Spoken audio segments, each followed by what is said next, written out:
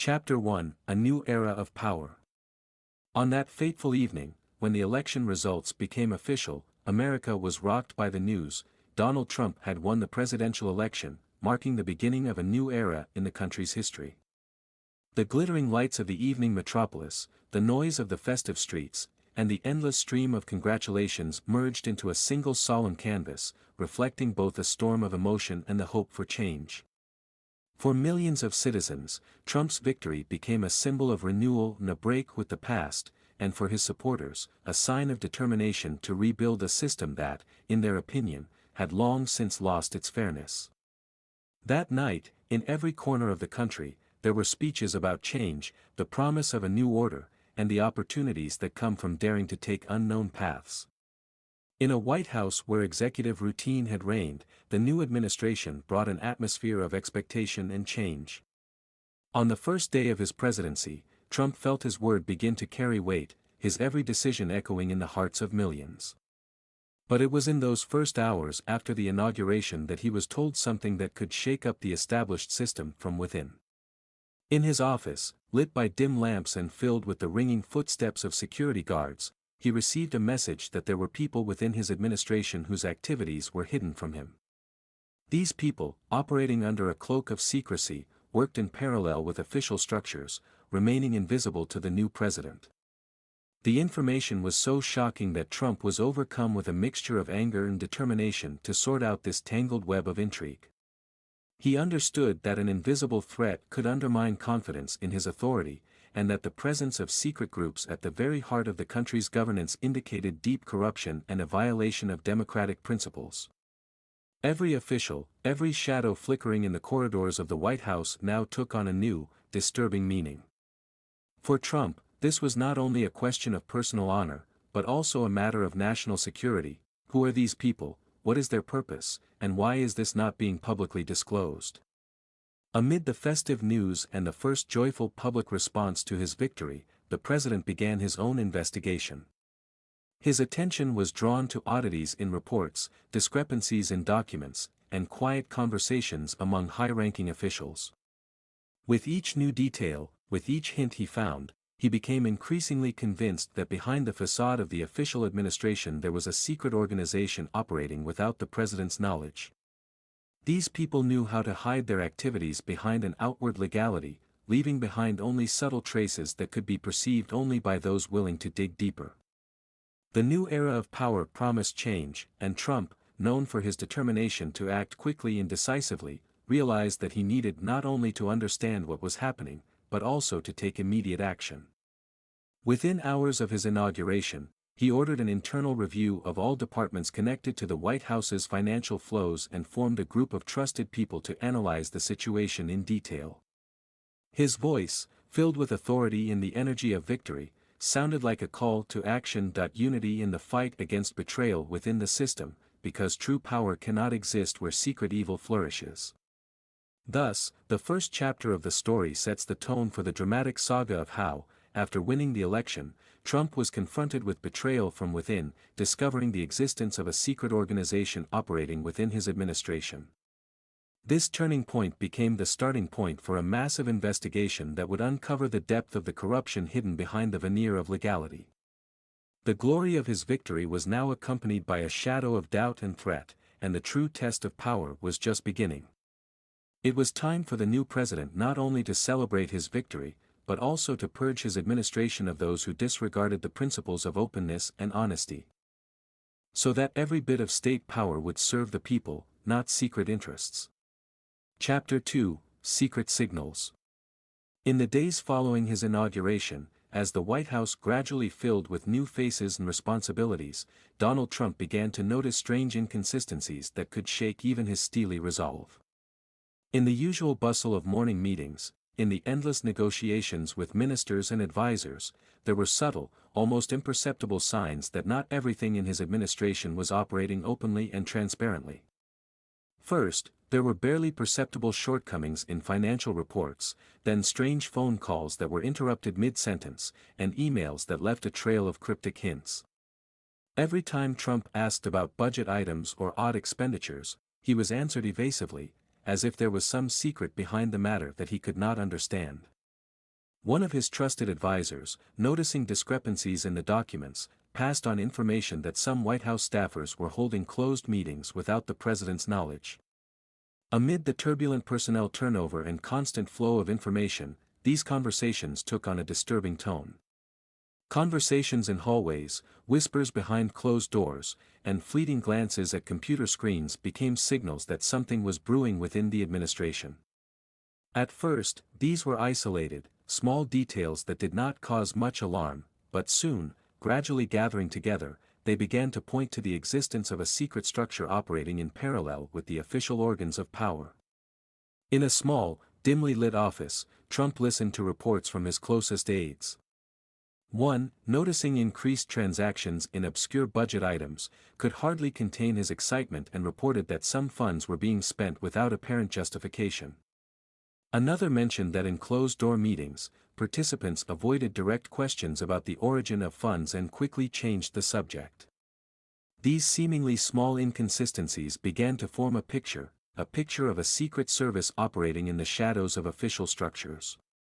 Trump felt a chill inside. He didn't like the idea of people hiding in his own administration who might be playing a double game. His usual winning attitude was mixed with wariness, and he ordered an internal investigation team assembled.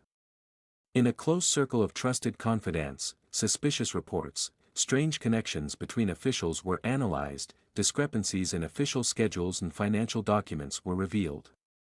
Every little thing, every inconsistency, seemed to indicate that something sinister was hiding behind the facade of legality. At night, when the White House was quiet, Trump would sit in his office for long periods, going over the facts and listening to intelligence reports. He knew that this secret structure could cause irreparable damage to his administration and reputation, so every detail required careful analysis. More than once, he wondered who these people were, how they had managed to escape his attention, and how their actions could be hidden from the president. His inner resolve was unwavering. He had to find out the truth, at any cost. Secret emails, strange financial transactions, and inconsistent accounting created a tense sense of conspiracy. Some of the trusted employees caught in the middle of the investigation described informal meetings in closed offices where matters outside the usual bureaucratic protocol were discussed.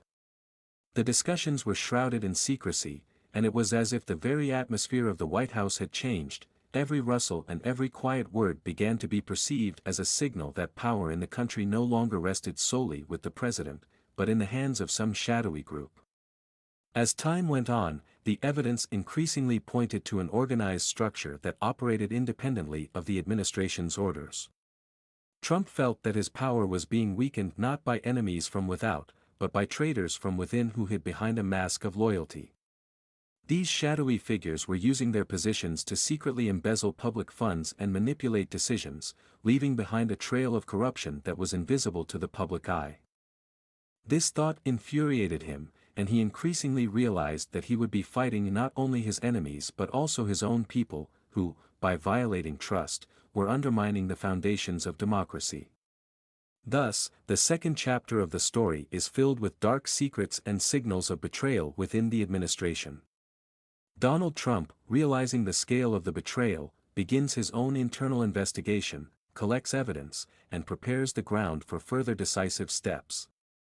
Every detail, every sound, every unspoken word become clues that can change the fate of his administration and restore the trust of the people.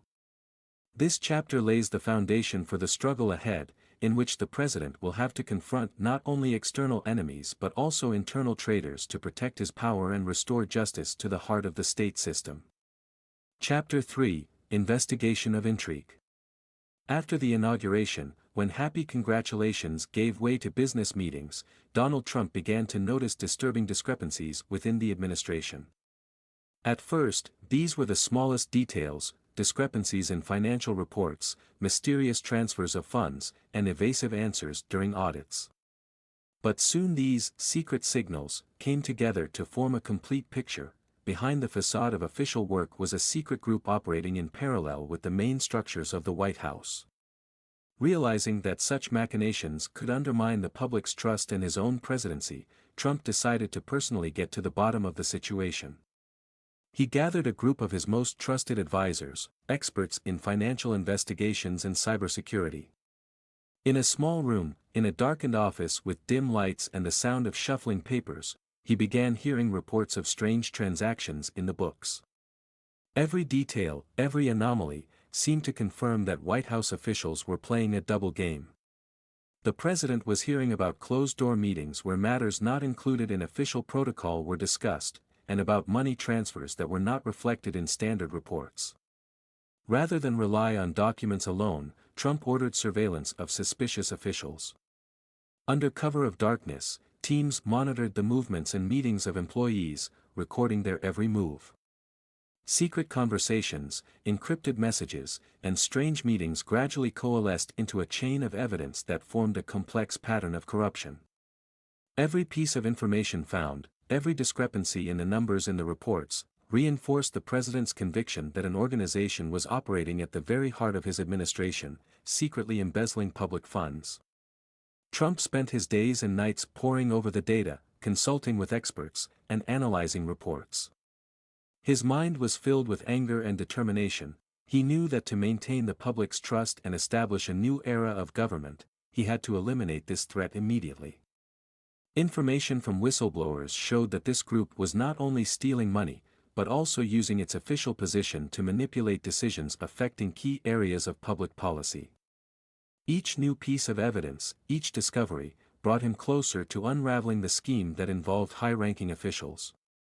The meticulous details his team had collected added up to a full report, a list of names, titles, a chain of transfers, references to false reports, all of it proving the existence of an organized network of corruption. There was a growing sense of unease inside the White House. Those who understood the scale of the betrayal feared that such machinations could destroy the very foundations of power on which the new era had been built. Donald Trump, understanding the gravity of the situation, took each new piece of evidence as a signal for immediate action. As a result of a massive investigation within the administration, Trump had accumulated irrefutable evidence that some employees were secretly stealing government funds. His determination to act was unwavering. He understood that corruption at the highest levels of government was unacceptable and required tough measures. The launch of this investigation marked a turning point. When the president, armed with facts and supported by a group of loyal allies, began to purge his administration of traitors who violated the principle of openness and honesty. Thus, the chapter, Investigation of Intrigue, serves as a starting point for subsequent decisive steps that were supposed to lead to the exposure of betrayal and the restoration of justice in the White House. Every document found, every recorded meeting became the building blocks from which an indisputable picture of corrupt schemes threatening state sovereignty was built. And it is in this the foundation was being laid for a future climax, when the truth would come out and the president, armed with confidence in his actions, would be able to purge his administration of secret conspirators, restoring the trust of the people and proving that the new era of power requires absolute transparency and honesty. Chapter 4: Exposing Betrayal. On that crucial day, as the investigation reached its climax, the atmosphere inside and outside the White House was charged with anxiety and anticipation of justice. Donald Trump, with all the irrefutable evidence in hand, stood in his office, where the glass walls reflected the glare of the spotlights and the noise of the outside world, as if heralding a storm of change. In his hand were thick folders of documents, emails, and financial reports showing that senior administration officials had secretly stolen public funds. The evidence, assembled by his team of analysts and operatives, was so compelling that it left no doubt of betrayal. The president, realizing the gravity of the situation, ordered an immediate press conference to expose the criminal group and restore the people's trust. Amid the roar of cameras, spotlights, and excited voices of journalists, Donald Trump walked onto the stage at the White House, where a multitude of government officials, intelligence officials, and opinion leaders gathered before him. His speech began with firm, decisive words: "Today, I denounce the betrayal within our most sacred institution, our administration. We cannot allow public funds to disappear with impunity, undermining the foundations of our democracy." These words, spoken with passion and genuine determination, immediately caused a storm of emotion in the room and conveyed the gravity of what was happening. For several minutes, Trump laid out his evidence, flashing videos of closed meetings, showing bank statements, and comparing data that was out of line. Every detail of his testimony was designed to show how unsuspecting employees had used their positions to enrich themselves. He cited emails that hinted at the division of stolen funds and described secret transactions that appeared to be routine expenses. These people, he declared, have turned our White House into a personal purse, and we cannot remain silent while this betrayal continues in our midst. His words shook the room, evoking a mixture of outrage and bitterness. His speech focused on the meticulous organization of this secret service. Trump described informal groups that operated outside the official structures, employees who seemed to play a dual role, on the one hand, loyal servants of the government, and on the other, ruthless fraudsters who embezzled public funds. He emphasized that such machinations undermined not only the economic stability but also the moral authority of the country. His speech was not just an indictment, but a powerful call for cleaning up the system, for restoring transparency and fairness in the management of public resources. When the president finished his speech, the hall sank into a deep silence, and then burst into thunderous applause. These sounds, full of approval and support, testified to the fact that the people and the authorities shared his indignation and desire for justice. Journalists, previously ready to catch sensational moments, now wrote about the president's determination and his ability to confront domestic traitors. The public was shocked by the scale of the exposure, and within a few hours news of this incident lit up all the TV channels and newspapers in the country. Against this backdrop, operational arrests began. Employees involved in the fraud were quickly removed from their posts, and the intelligence services immediately began legal proceedings. Donald Trump, seeing that his actions were gaining public approval and trust, emphasized that no person should put personal interests above the interests of the nation. His orders for dismissals and arrests were perceived as a sign of a new era in which corruption in the highest echelons of power would not go unpunished. Thus, the culmination of the standoff became a turning point, marking the beginning of the administration's purge of traitors. The exposure of a secret group embezzling White House funds became a symbol of the victory of truth and justice over corruption and betrayal. This day will go down in history as the moment and the government took responsibility for the fate of the nation, proving that even the deepest violations can be eradicated if determined and honest leaders take on the task. The public, having seen corruption exposed and punishment inevitable, gained new hope for a just future, where the principles of honesty and transparency will become the foundation of the state system. Chapter 5: Retribution and Restoration of Order. As the final damning words of the damning report rang out in the White House, the atmosphere was tense to the point of breaking point. Donald Trump, having collected irrefutable evidence of corruption, stood before the press, his gaze full of determination. He declared that the time for compromise was over. Corruption at the very heart of our government is unacceptable. Today, I am declaring a purge of the White House. His voice, firm and decisive, conveyed the gravity of the situation, and everyone present sensed that this was a moment that would change the fate of the country. Over the next few hours, the crackdown began. Those involved in the secret deals and embezzlement of public funds were immediately suspended. The meticulously collected documents, emails, and financial reports revealed that a secret service operating in the shadows had systematically stolen money, upended the rules, and undermined the public's trust. Hundreds of pages of evidence became an indisputable indictment, and the president ordered immediate arrests. The decision was made without hesitation. No one has the right to enrich themselves at the expense of the people, Trump declared, and I will personally ensure that every bit of stolen money is returned to where it belongs, for the good of the country.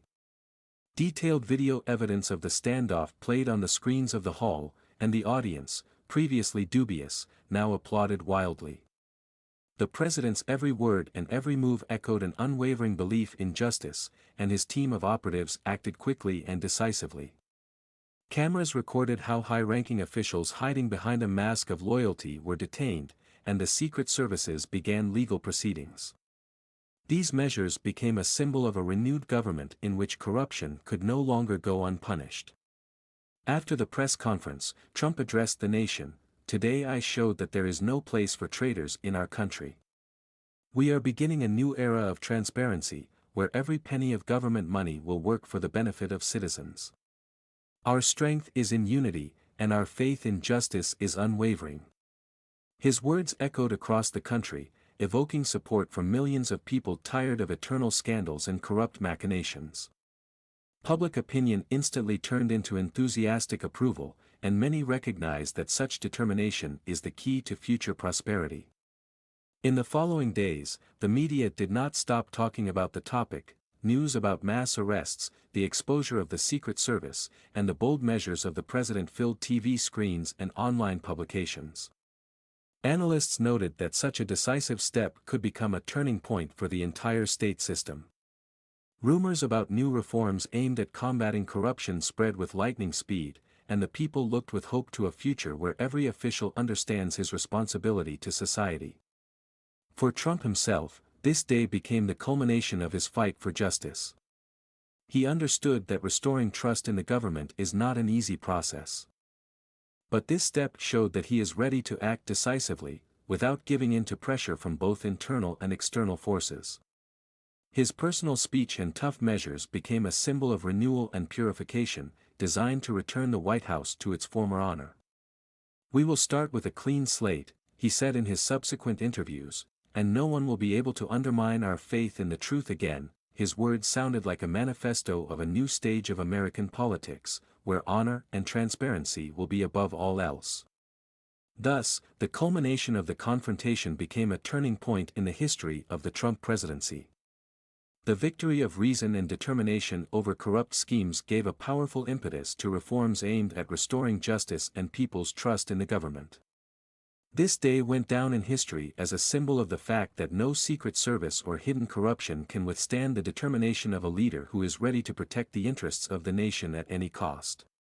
The new dawn of power promised to be honest and transparent, and every citizen could count on the fact that public funds would be used for the common good, and not for personal enrichment.